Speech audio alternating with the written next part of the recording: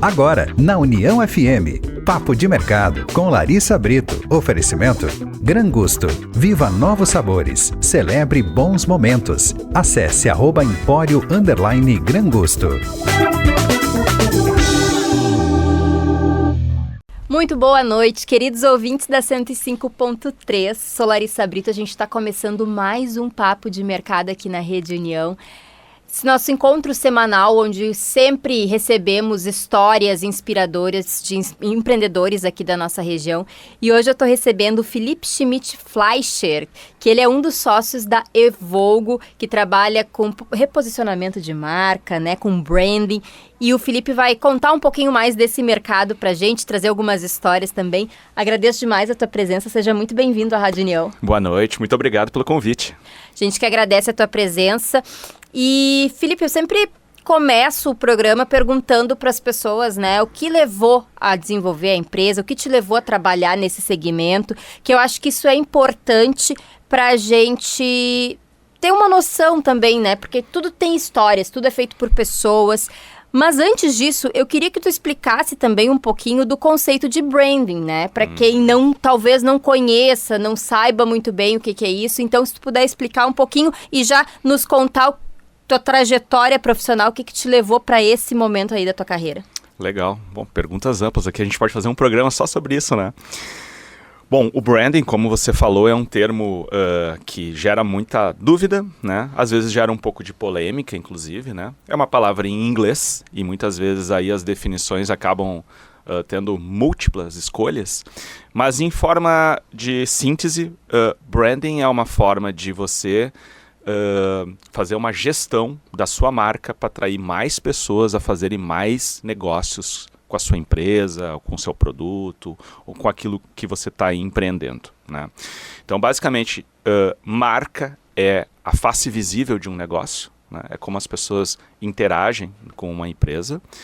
E se você tem uma marca forte, você tem maiores chances de atrair pessoas para o seu negócio, né? A gente sabe que hoje a gente vive num mundo da super oferta, né? A gente tem oferta de N fornecedores diferentes, de N produtos diferentes, e cada vez essas ofertas estão mais parecidas entre si, né? E quando tudo é muito parecido, muito igual, a gente costuma dizer que é o mar dos comuns, né? É o tanto faz, eu fecho o olho e escolho alguma coisa, né? E essa, de certa forma, é a empurrar os negócios para uma competição por preço, né? Porque se todo mundo é parecido, exatamente, vence o mais barato, né? A gente é inteligente, né? A gente não vai, se tudo é igual, a gente vai escolher o mais barato.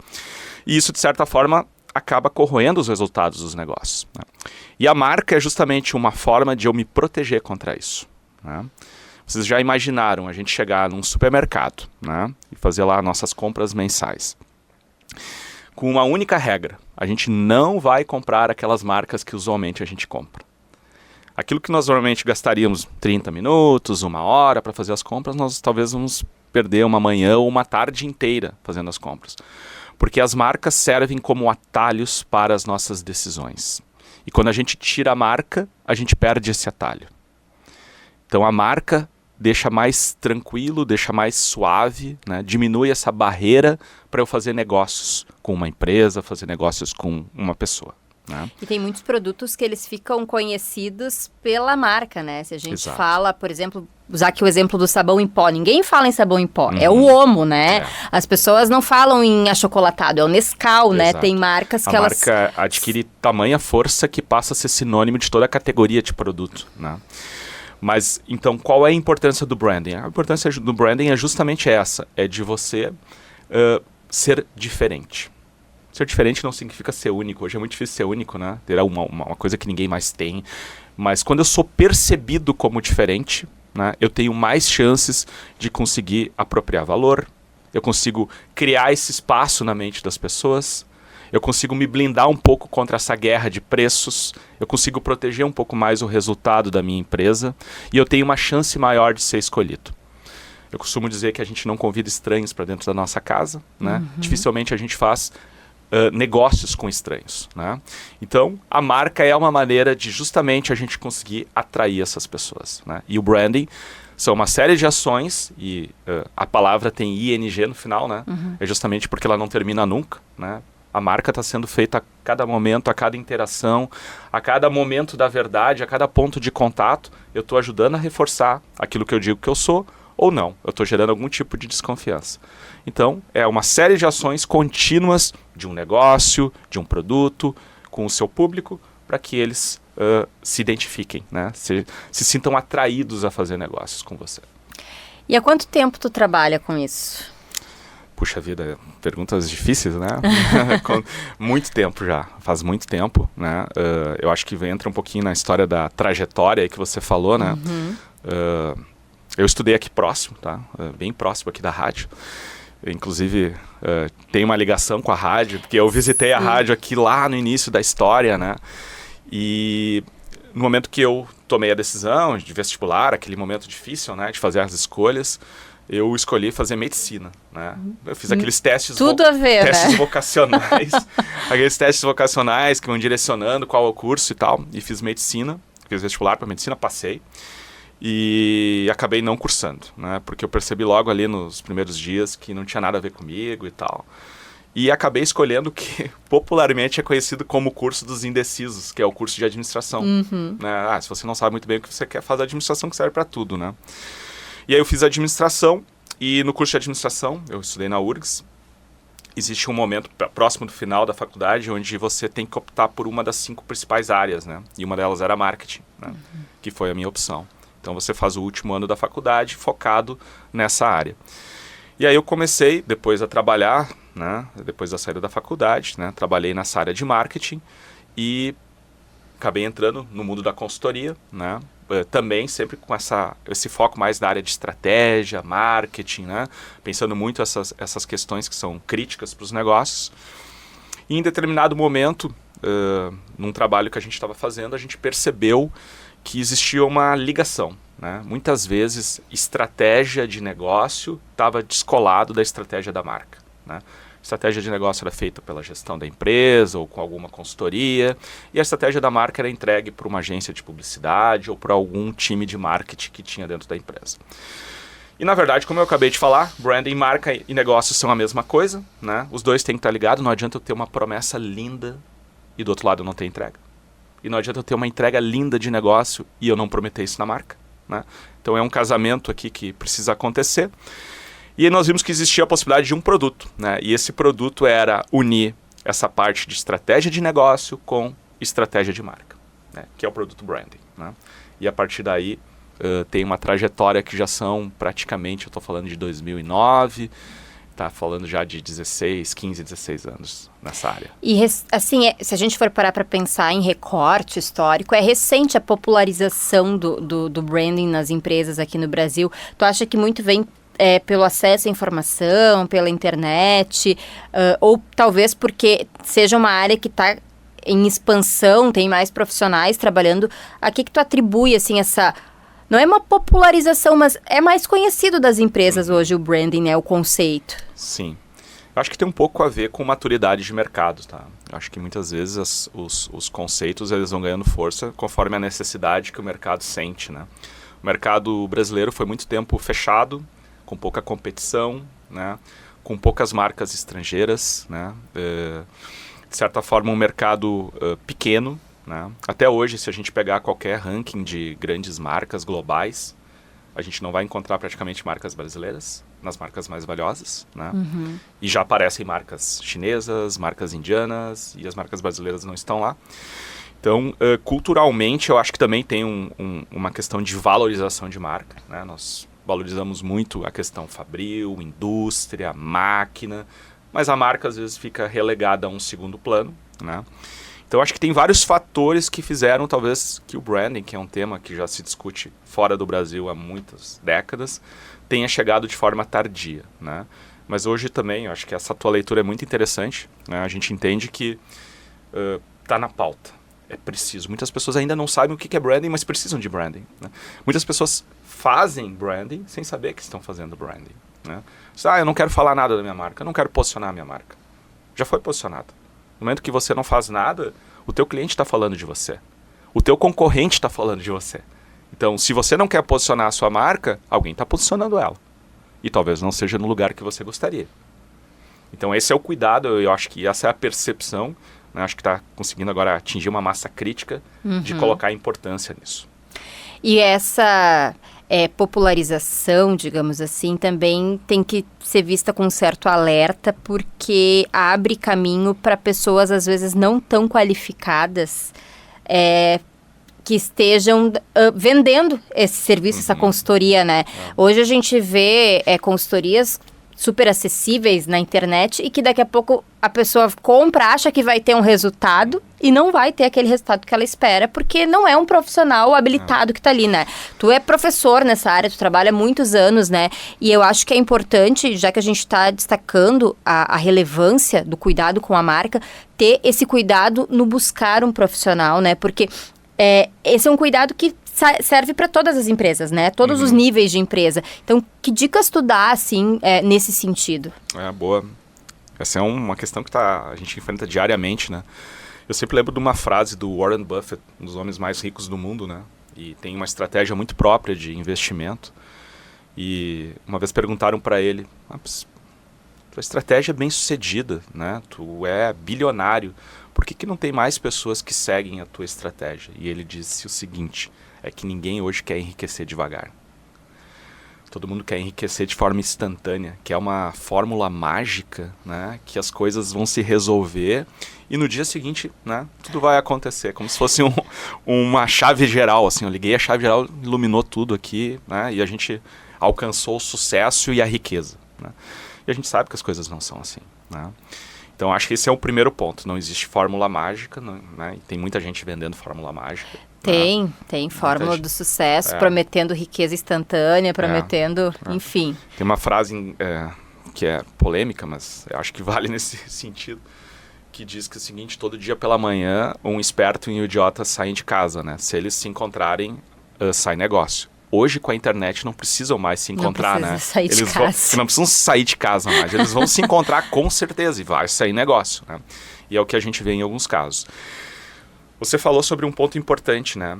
Como a gente fala de um termo que ainda não é suficientemente conhecido, como branding e gestão de marca, posicionamento, né? Onde todas essas coisas estão dentro, né? Inclusive criação de nome, criação de identidade visual, tudo isso está dentro dessa mesma esfera. Existe muita confusão. Muitas vezes a gente recebe lá o contato de uma empresa nova que nos pergunta, tá, mas quanto custa branding? E aí é mais ou menos a mesma coisa que você ligar para uma revenda de carro e perguntar quanto custa um carro, né? Eles não vão te dizer quanto. Depende de qual carro, qual modelo, com quais opcionais, o que você precisa. Um carro para transportar carga, um carro para levar sua família, um carro só para você, você quer fazer Uber, o que você quer, né? E a mesma coisa vale para o branding, né? Eu preciso entender o que é o teu negócio, em que contexto ele está, o que ele precisa, o que ele já fez, que caminho ele já percorreu, para eu entender o que é necessário agora, né? E nesse cenário também surge muita confusão, né? Porque muitas vezes o branding é traduzido simplesmente como vou fazer um logotipo, fiz branding, fiz um logotipo. Não, logotipo é uma das manifestações da marca, né? A marca tem várias manifestações, não é só a visual que é importante, né? Eu costumo dizer que marcas são pessoas. Grande parte da manifestação de uma marca com seu público são as pessoas que estão ali representando a marca. Você chega num restaurante, é aquele sorriso, aquele bom dia quando você entra na porta, né? São esses momentos da verdade. Tinha um gestor que dizia que a pessoa mais importante da empresa é o porteiro. Porque ele é a primeira pessoa que vai falar com você. Ou a recepcionista, né? Aqui no caso da União tem um menino lá. Tem o Bernardo. Foi ali. O primeiro contato que eu tive quando eu cheguei aqui, né? Então, ali está um pouco da marca, né? A marca está nesses milhares de pontos de contato que estão confirmando aquilo ou desconfirmando, né? Então, é importante ter essa riqueza geral. E tem gente que vende branding como logotipo, gente que vende branding como publicidade. Publicidade é uma das formas de executar o branding, não a única. Quais são as formas, assim? Tem como ranquear algumas aqui pra gente? Porque eu acho que tem bastante essa confusão, né? Do logotipo, tipo, é uma agência de publicidade que vai fazer aqui o meu planejamento de comunicação e aí tá tudo dentro do mesmo balaio ali. Isso. Acho que se a gente conseguisse explicar um pouquinho mais, abrir um pouquinho mais, seria interessante. Acho que é legal. A gente costuma dizer que o branding, ele tem a perspectiva do tempo, né? E aí a gente fala de longo prazo, por isso que eu contei a história, né, do enriquecer devagar, né? Ela tem perspectiva do tempo. Não adianta eu pensar somente no futuro. Uma marca, ela tem história. Eu preciso respeitar essa história, né? Eu tenho que entender o passado. Então, o nosso trabalho, ele parte dessa profundidade. É quase que um arqueólogo, né, do negócio. Assim, eu tenho que entender a tua história, o que tu acredita, como tu chegou até aqui, porque é isso que eu vou conseguir jogar para frente, né? É dessa forma que eu vou evoluir. Se, por exemplo, a gente descobre que a tua marca tem a essência de um limão, desse limão a gente vai conseguir fazer uma caipirinha, um suco, uma limonada, né? Mas a gente nunca vai virar um Merlot ou um Cabernet Sauvignon. A gente não vai ser o que a gente não é, né? Branding não é banho de loja, não é colocar um monte de coisa legal, de tendência em cima do negócio, coisas que deram certo com outros. Branding é respeitar a tua história e a partir dessa história tu explorar o que tu tem de ativos e valores, né? E isso vai ser levado para várias esferas, né? Porque, como eu disse, a execução ela é importante, né? Não adianta eu dizer que eu tenho um posicionamento premium se tudo que eu estou entregando não corresponde a isso. E eu só quero cobrar o preço premium, né? Exatamente. Então, todos aqueles detalhes, se a gente falar de varejo, tem a ambientação da loja, né? Tem o time que vai estar atendendo, tem o treinamento que eu preciso das pessoas, tem o dress code, a roupa, o uniforme que as pessoas vão estar vestindo, né? Então esses pontos de contato todos que fazem a diferença. E claro, tá o logotipo junto? Sim, tá o logotipo, tá as campanhas digitais ou não digitais, tá a assessoria de imprensa, tá relações públicas, tudo isso está presente, né? O branding vai se manifestar. O próprio produto ou o serviço é uma das principais manifestações da marca, né? A gente costuma dizer que não adianta ter um produto medíocre e achar que o branding vai salvar isso. Não vai salvar, né? Então, todos esses pontos de contato fazem a diferença e ajudam a construir essa posição na mente das pessoas. Não, isso que tu traz é bem interessante, de respeito da história, de resgatar a história, porque quanto mais tu resgata essa história, tu consegue imaginar o caminho do futuro, né? E tu tem um posicionamento mais sólido. A gente estava conversando antes, né? Que vocês que desenvolveram a questão do da nossa identidade visual aqui da Rádio União, né? E o slogan, né? Voz ao que faz bem. E já faz quase 10 anos, né? Exatamente. E ele continua super atual. Exato. Né? Se pudesse contar um pouquinho pra gente desse processo e dessa conexão. E que não é uma coisa que vai ser feita, eu vou contratar uma empresa pra fazer agora o branding da minha empresa e em 3 dias eu vou ter isso, né? É uma coisa que exige estudo porque é uma coisa que é feita para durar, para conversar com aquela marca, né? Acho que aí entra justamente aquilo que você falou, né? Do especialista, né? É só o especialista que consegue fazer isso, né? A gente às vezes ouve umas histórias interessantes, a gente faz algumas metáforas, né? Acho que fica mais fácil de entender, né? Eu sempre digo que o bom médico não é aquele que você chega no consultório e ele olha pra você e te dá uma receita. O bom médico é o que manda fazer exame. É verdade. É o que manda fazer exame. Um bom engenheiro não é o que sai desenhando um projeto de uma casa ou de um prédio, é aquele que vai lá estudar as fundações, vai estudar o terreno onde vai ser feita essa casa. Então, antes de tudo, precisa da análise, né? Do diagnóstico. Eu preciso saber o ponto de partida de tudo. Eu sei que todo mundo quer chegar no final, no destino, quer curtir o resultado. E hoje tá muito imediatista. Exatamente. Tudo, né? A gente quer tudo pra ontem, não se tem mais o tempo de maturação das coisas, né? Se sentir uma dor, ela vai no Google perguntar pro Google que remédio tem que tomar. Exato. Né? Achando que ali, claro, vai dar uma solução imediata. Talvez não seja certa. É uma loteria. Você vai estar jogando com a sua sorte, no caso, a sua saúde. Com marca é a mesma coisa, né? A gente precisa fazer esse processo dar profundidade, entender o negócio, porque tem outra coisa importante, né? O nosso trabalho, ele tem início, meio e final. Depois quem vai executar é o time que está ali. Exato, é a gestão, isso é importante são também, os donos da empresa, é a equipe que está trabalhando ali. Então, se o branding não respeitar o que essas pessoas acreditam, no momento seguinte elas não vão conseguir executar aquilo. Porque aquilo não faz parte da sua essência, né? Então o branding tem muito disso, de entender a essência da marca, entender aqueles valores, aqueles atributos centrais. E claro, olhar para o futuro, mas a partir desse ponto de partida, né? Aí a gente consegue fazer as escolhas. O que é importante, o que a gente tem que levar para o futuro, o que a gente pode deixar no passado, né? E aí fazer um caminho muito mais seguro, um caminho que realmente a execução fique natural. Tem que ser natural. Essa né? questão de deixar para trás entra muito dentro do reposicionamento também, né?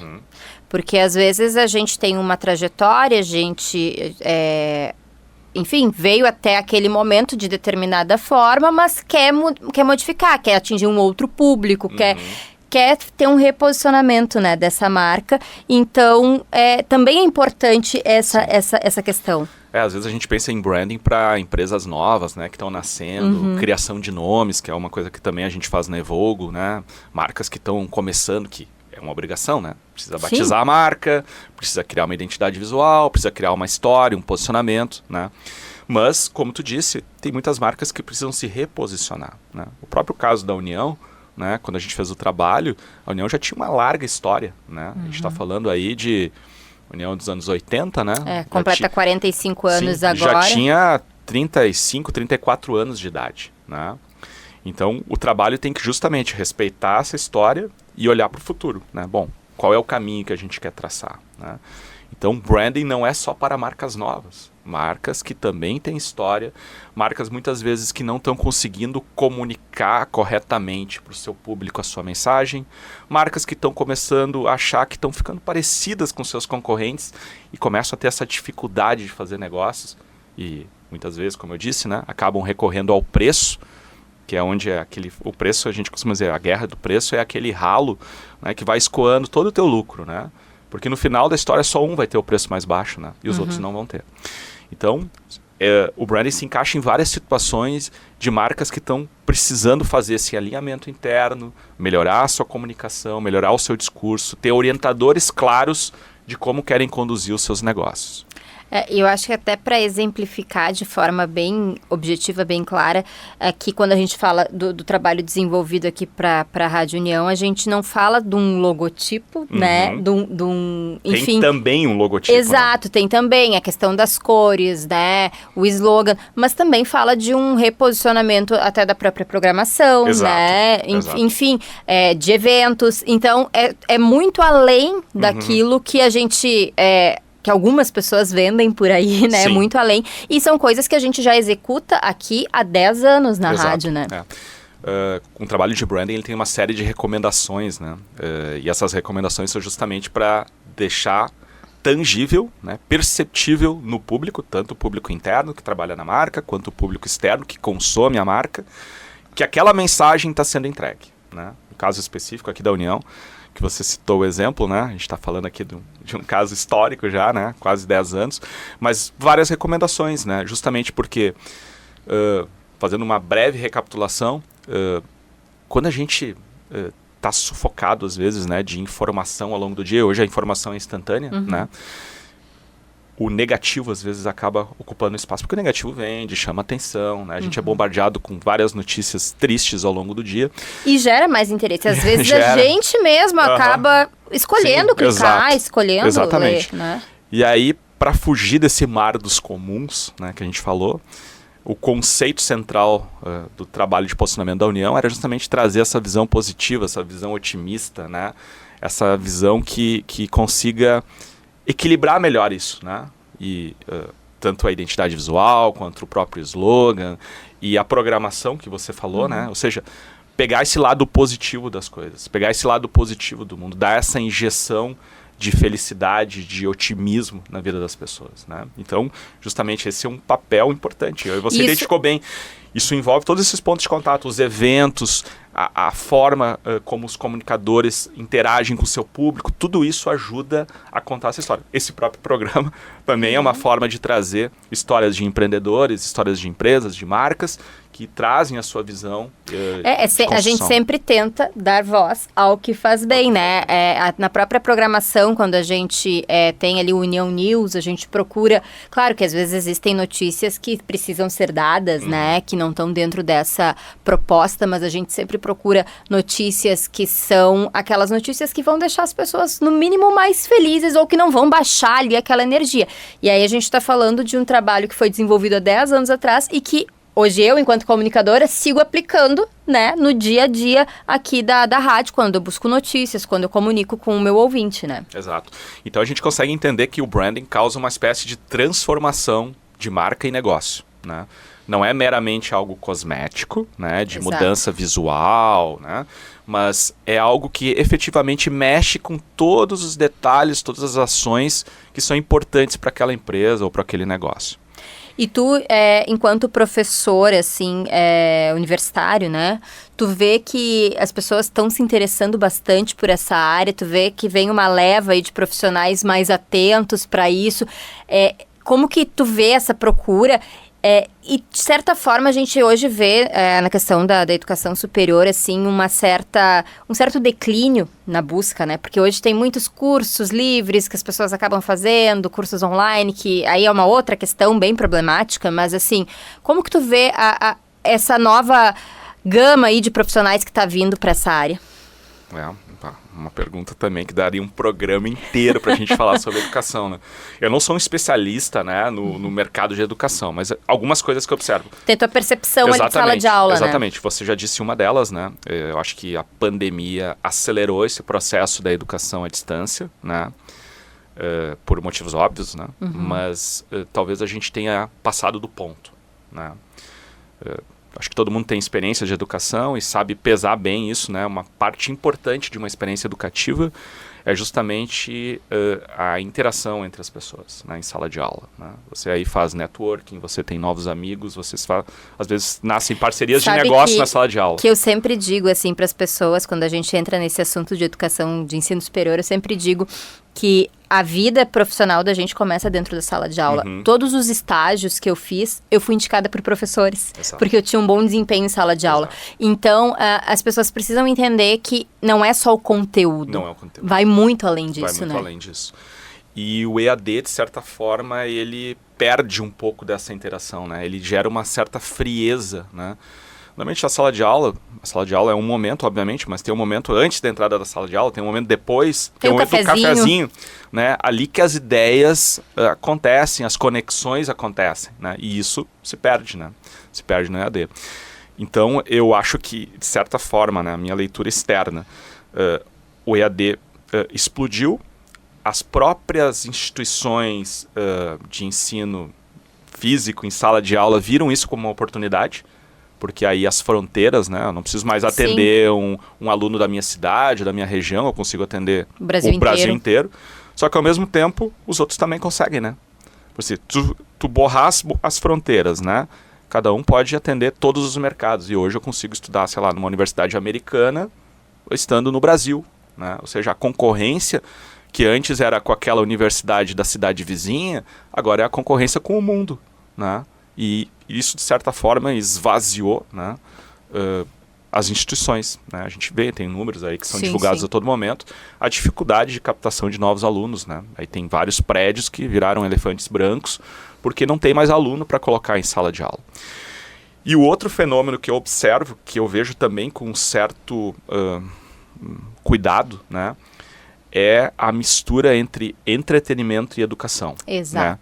Porque aí surgiram também com essa questão das fronteiras sendo apagadas, né? Hoje, necessariamente, não estou aqui defendendo aquela questão da academia tradicional, não é isso. Mas hoje, celebridades viraram professores, né? Então, a fama precede o conteúdo.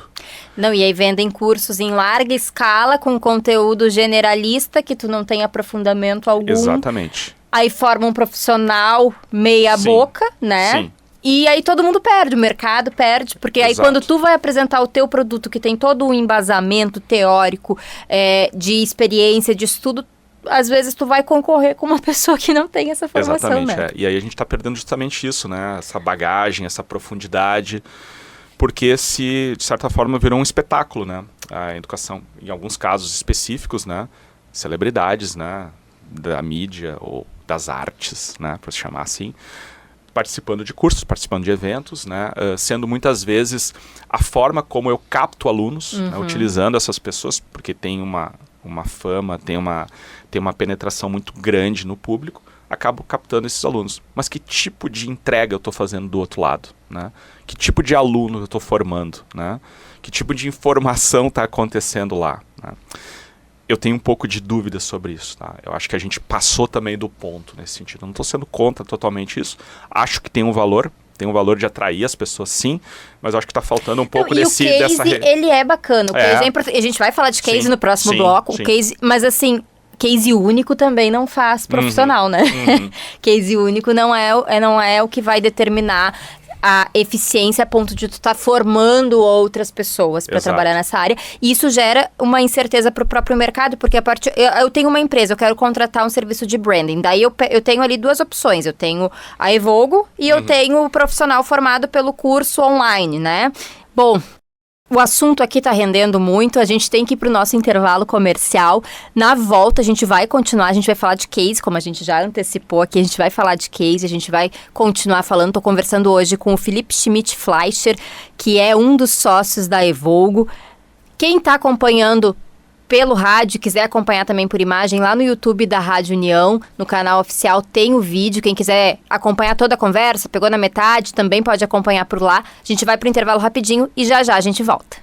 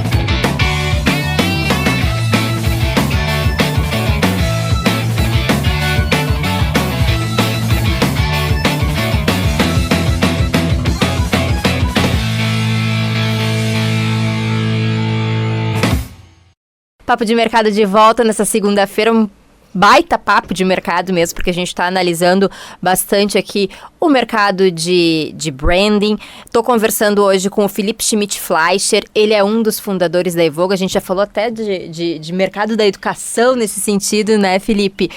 Realmente é um papo que rende bastante. E a gente contou antes, né, que vocês desenvolveram, entre os trabalhos que tu já fez, foi aqui a identidade visual e o reposicionamento de marca da Rede União há 10 anos. Mas eu queria que tu contasse para nós mais alguns cases assim, de sucesso ao longo dessa trajetória. Interessante isso, né? Porque normalmente quando a gente falou de educação, né, a gente vai às vezes em palestras e eventos sobre esse tema de marcas.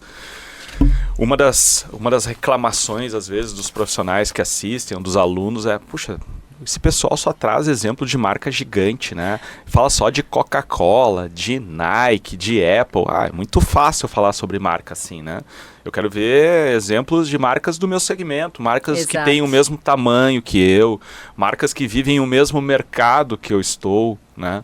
Então, o mundo do branding, esse é o mundo da realidade, né? Às vezes a gente fica impressionado, né? E lê um livro, vê até mesmo um videocase de uma marca dessas, a gente fica assim, tá, mas por onde eu começo, né? Eu não consigo encontrar nenhum ponto de paralelo com o que eu tenho, né?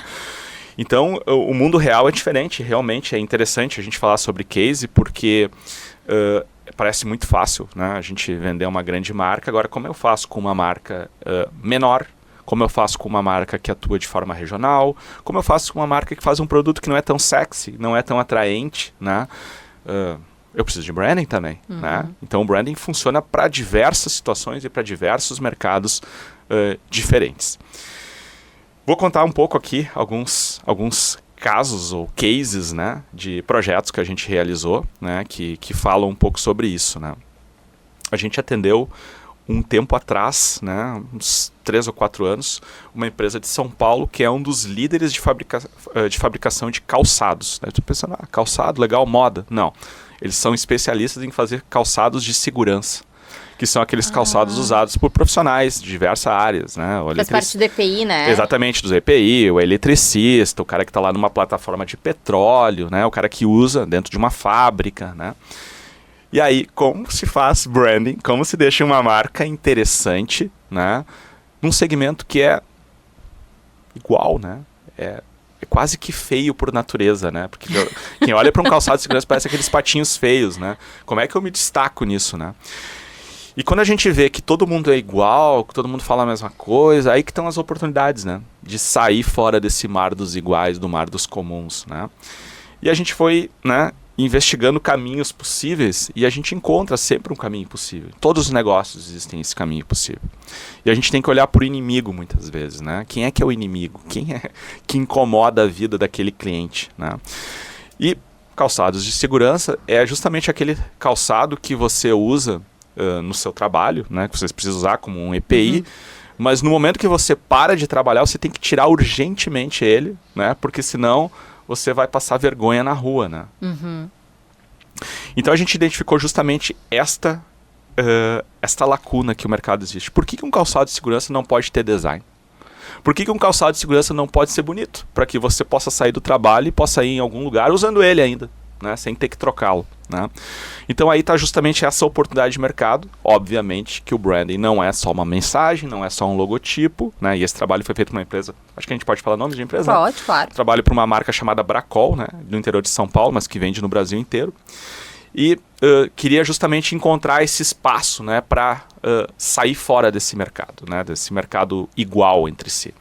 E aí nós criamos justamente uma identidade visual nova, um posicionamento, né, que proteja-se inclusive do comum, ou seja, nós estamos falando de proteção, mas por que a gente não pode se proteger também contra o comum, né, contra o igual, contra esse mundo cinza, né, do calçado de segurança, algo que tenha um apelo, né, que tenha um apelo de moda, que tenha um apelo de design também, que seja bonito de usar fora do ambiente de trabalho.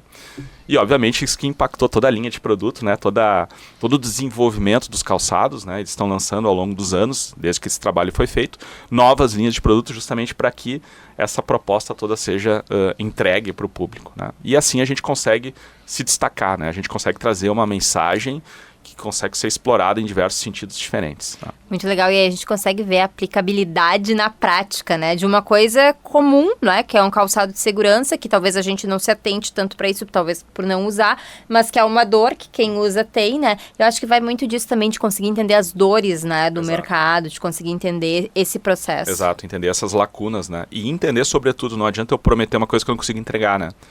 Se eles dissessem para nós, olha, nós não temos como desenvolver um produto bonito, é impossível.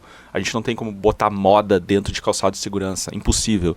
Não tem como fazer posicionamento, né? Não adianta eu prometer e não entregar. Então é importante esse alinhamento entre marca e negócio a todo tempo, né? Outro case interessante que eu estou lembrando agora, que é um case inclusive para uma marca aqui da região onde a gente está falando, mas que tem também atuação nacional, que é a Frumar, né? A Frumar é uma das maiores distribuidoras do Brasil de frutos do mar e peixes, né? Então, aí, você que gosta de culinária japonesa, né, certamente você está comendo produtos que foram trazidos pela Frumar até a sua mesa.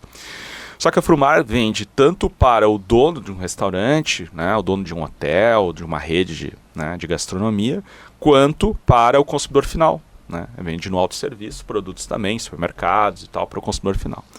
Como é que eu consigo unificar uma mensagem que fale para um sushi man, né, e fale para nós aqui que somos cozinheiros amadores, né? Como é que eu unifico uma linguagem, né? Parece tão difícil, né? Parece que eu vou precisar de duas marcas, né? Às vezes as pessoas, né, acabam caindo nisso e é uma coisa, fazendo um parênteses agora, né?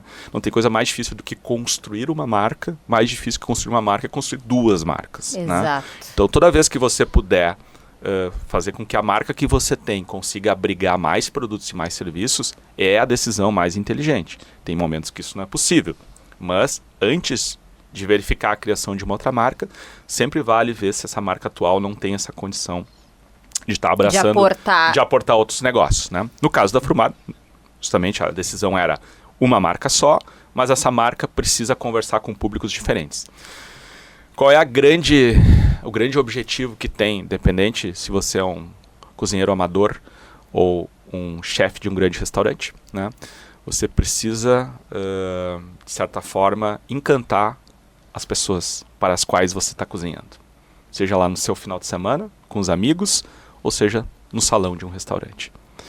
Então, quando eu entrego produtos, né, quando eu entrego frutos do mar, peixes, né, com procedência, com qualidade, eu estou entregando a melhor matéria-prima possível para que você mostre as suas capacidades ou incapacidades culinárias, né? No meu caso, seriam mais incapacidades do que capacidades, porque eu não sou um grande cozinheiro. Mas você não quer passar vergonha, né? Você não quer passar vergonha na frente dos amigos, assim Sim. como um chefe de um restaurante quer encantar aquele público, o cliente, né? Precisa fazer isso, né? Então, o posicionamento da marca, né? E acho que o posicionamento é a forma de sintetizar essa ideia, esse conceito, é você, chefe dos mares. Né? Ou seja, quando eu tenho um produto da Frumar na minha mão, eu consigo realizar e consigo explorar todo o meu talento gastronômico. Né? Ou seja, eu consigo ser chefe dos mares, né? Que, claro, uma brincadeira entre a origem dos produtos, né? E a palavra chefe, né? Que ressalta aquele especialista no assunto. Mas você quer brilhar diante do seu público, né? Então, é interessante como o branding permite que marcas falem com públicos, às vezes, que são muito diferentes entre si. E que parece que cada um tem uma dor diferente, uma necessidade diferente. Não, eu acho o ponto em comum entre eles, né? Porque, de certa forma, a marca precisa falar com todos simultaneamente, né? E isso é importante. Vê só. E coisas que a gente nem imagina. E assim, quando tu fala aqui, pô, que sacada, né? Mas assim, não é uma sacada. As pessoas acham que às vezes é num ato de genialidade, né? Numa canetada que vem. Não, né? Tem um processo. Tu tem como exemplificar, assim, nesses casos que tu trouxe aqui pra gente, quanto tempo, mais ou menos, de desenvolvimento, de estudo, até conseguir ter esse resultado? Exato. É uma boa pergunta essa, porque, de novo, a gente falou na primeira parte do programa sobre o mundo instantâneo, né? O mundo das coisas para agora. E algumas coisas, elas precisam de uma certa maturidade para acontecer, né? Então, nós temos... A gente fala de branding, mas dentro desse produto branding, a gente tem módulos, né? E a gente consegue modular conforme cada necessidade, né? Então, a gente tem desde trabalhos que são trabalhos mais rápidos, mais expressos, né? De acordo com o contexto daquele negócio, com o tempo que aquela marca tem, né, para ter os seus resultados, né? E aí a gente vai em níveis diferentes de envolvimento, mas então tem desde trabalhos que têm a duração de 2 meses, até trabalhos que têm a duração de 5, 6 meses. Né? Então tem uma variação de tempo considerável dependendo desses modos, do que eu vou precisar fazer. Por exemplo, se uma marca precisa que seja criado um nome novo, esse é todo um processo delicado, né? Talvez um dos processos mais delicados do branding é a criação de um nome de marca. Né? E é uma coisa que vai acompanhar a marca... Exato. Para sempre, Para né? sempre, E envolve não só Porque a partir do momento que muda o nome, não é mais a marca, né? Exatamente. Tem uma questão de juízo de valor, né? Que é incontrolável. Eu gosto, não gosto. Uma coisa pessoal, né? A relação com nomes, né? E isso gera uma dificuldade grande também num trabalho, né?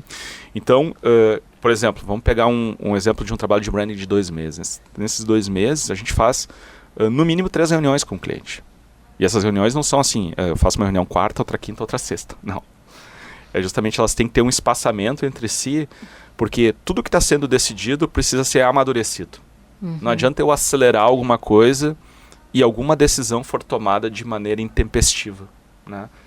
E que nem tu disse, bom, eu vou criar um posicionamento da Rádio União aqui, a gente está falando já de quase 10 anos de posicionamento, ele continua verdadeiro, ele não pode ser criado de um final de semana, numa imersão, onde a gente vai se trancar numa sala e vai sair dali com tudo pronto, né? Então precisa ter essa maturidade, esse espaçamento é justamente para que a gente faça algumas atividades, alguns exercícios, aquela ideia fique ali maturando, né, na cabeça das pessoas para que o próximo passo seja feito com segurança, que eu dei o passo anterior e eu tenho certeza do caminho que eu estou escolhendo, né? Então esse trabalho envolve esse nível de profundidade. Tem casos, esses trabalhos maiores, né, de mais tempo que eu comentei, que o cliente quer que a gente ouça clientes dele, né? A gente precisa ouvir clientes, ex-clientes dele, que é interessante também de ouvir, né? aqueles que deixaram de comprar da marca. O que levou, né, a Exatamente, deixar de comprar. Entender como eles enxergam a marca. Às vezes a gente ouve também empresas que eles já bateram a porta várias vezes e nunca conseguiram vender, né? Ou seja, é um desejo de ser cliente, mas nunca foi. Por que não são? Por que né? não? Então, ouvir essas percepções acabam trazendo insights interessantes para essa construção, né? Essa riqueza. Para que muitas vezes não seja feito aquele planejamento do espelho, né? Eu pergunto e eu respondo ao mesmo tempo, né? Eu acho que o cliente pensa isso de mim. Será que ele pensa mesmo? Será que você não está com algum viés, alguma distorção de alguma coisa que você ouviu de um cliente e você acha que todos pensam igual? Aplica para todos, Exato. né? Então a gente tem que saber, quando a gente vai fazer posicionamento, a gente tem que saber qual é a posição atual. Se eu quero posicionar em outro lugar, eu preciso saber onde eu estou hoje, né? Então, nada mais adequado do que ouvir o mercado para entender essa posição. E é um processo de comunicação, né? É um processo que tu te comunica com o cliente, com o fornecedor, muitas vezes, com quem tu quer atingir. É um processo de comunicação que é importante ouvir, né? Exato. Mais do que falar, eu acho que é importante exatamente, ouvir, né? fazer as perguntas certas. E não tem problema que algumas perguntas não tenham resposta. Isso faz parte do método, né? Se algumas perguntas gerarem o silêncio, é importante também tem a uma gente questão ali, né? ter uma questão ali a ser explorada, né? E eu acho que aí vem um ponto interessante, fazendo um link com a pergunta do bloco anterior, sobre especialistas e sobre esse mercado que às vezes gera profissionais que não são tão adequados, digamos assim. A riqueza e a interpretação dessas informações e a capacidade de entender esse contexto bem amplo, né, que vai envolver vários aspectos do negócio, da empresa, não é qualquer profissional que consegue fazer, né? Não é alguém que é especializado unicamente em fazer um design bonito de um logotipo, né?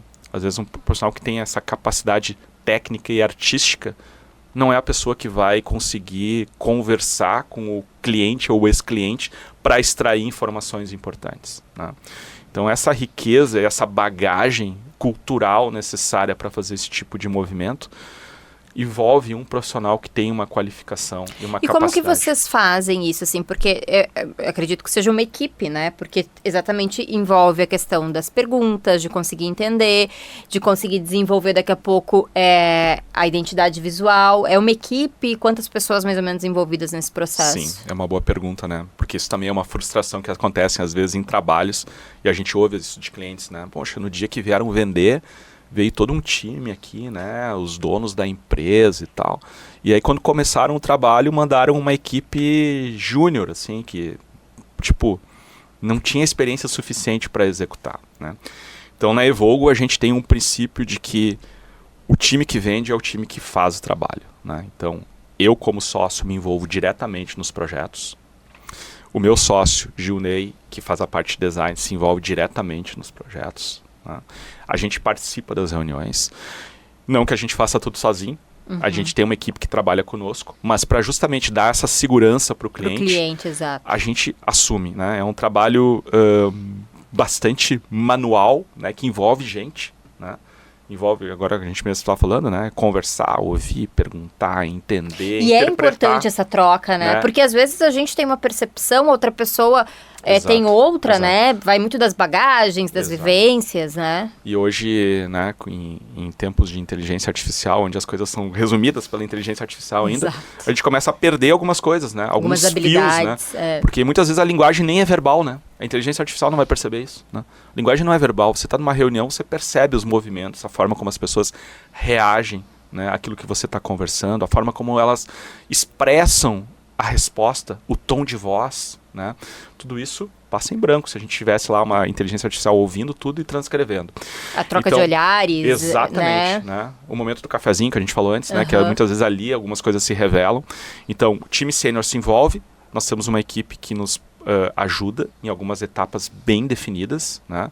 Aí redatores, designers que trabalham em etapas definidas do processo, para que a gente consiga enriquecer com os especialistas, né? Mas com essa preocupação sempre de que os sócios se envolvem diretamente nos projetos, né? Para que a empresa tenha total segurança da entrega daquilo que foi vendido. E aí eu estou contratando a tua experiência e eu sei que ela vai estar presente naquele processo, né?